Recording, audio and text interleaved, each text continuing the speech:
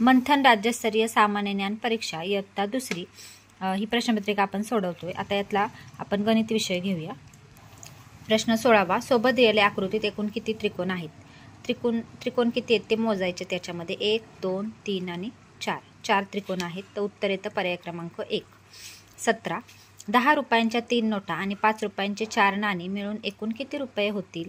इथे आता गुणाकार करावा लागेल। तर इथे बघा 10 रुपयांच्या 3 नोटा म्हणजे 30 रुपये आणि 5 रुपयांचे 4 नाणी म्हणजे 20 रुपये, एकूण 50 रुपये होतात। तर याचं उत्तर येतं पर्याय क्रमांक 4।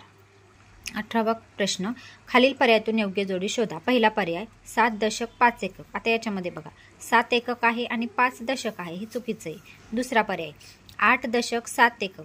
तर इथं 7 एकक आणि 8 दशक बरोबर आहे, म्हणजे उत्तर येतं पर्याय क्रमांक 2। आता 19वा प्रश्न, खाली दिलेल्या संख्येच्या लगतची मागची विषम संख्या व पुढची विषम संख्या पर्यायातून शोधा। आता इथं संख्या दिली आपल्याला 69, याची लगतची मागची आणि पुढची विषम संख्या सांगितली। आता 68च्या मागे येते 67, ती समसंख्या आहे।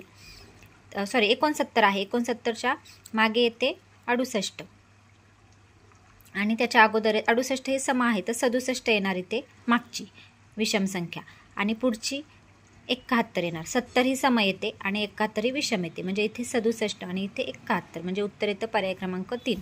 आता 20वा प्रश्न, खालील प्रश्नात महिना व त्या महिन्यातील एकूण दिवस यांची योग्य जोडी शोधा। महिना जून महिन्यात 30 दिवस असतात, बरोबर आहे। मग पर्याय एकच उत्तर येतं। पुढचे पर्याय पण बघूया। एप्रिल 31 चूक, डिसेंबर 30 चूक आणि फेब्रुवारी 31 चूक।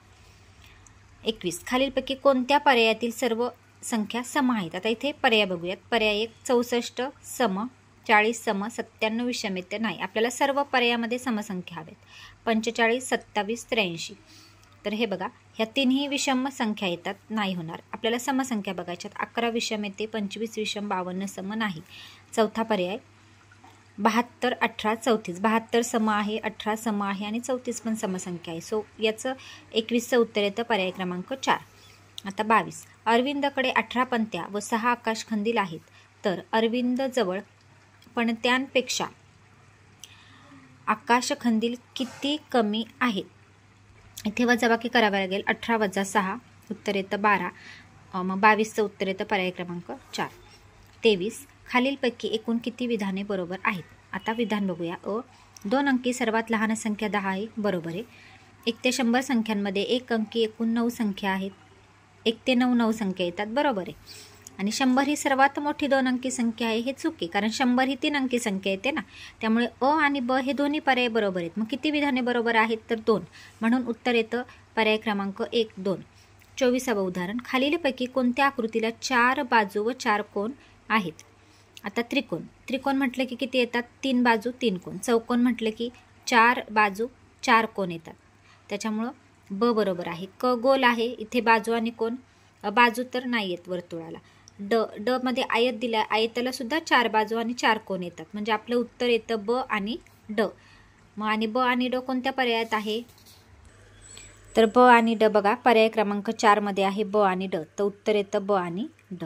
25वा प्रश्न, परवा रविवार होता, तर काल आणि उद्या यांच्यामध्ये कोणता वार येईल? आता बघा परवा रविवार म्हणजे काल कोण वार होता? सोमवार, आज मंगळवार। मग आता त्यांनी काय विचारले की काल कोण वार होता? मग सोमवार, आणि उद्या बुधवार येईल, मग म्हणजे काल सोमवार उद्या बुधवार, मग सोमवार आणि बुधवारच्या मध्ये वार कोणता येणार? मंगळवार, म्हणजे उत्तर येतं आपलं पर्याय क्रमांक 1 मंगळवार।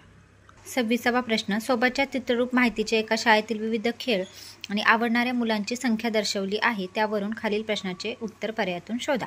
मैदानी खेळ आवडणाऱ्या मुलींची एकूण संख्या किती? आता बघा मैदानी खेळ त्यांनी काय सांगितले की मैदानी खेळ आवडणाऱ्या मुलींची एकूण संख्या किती?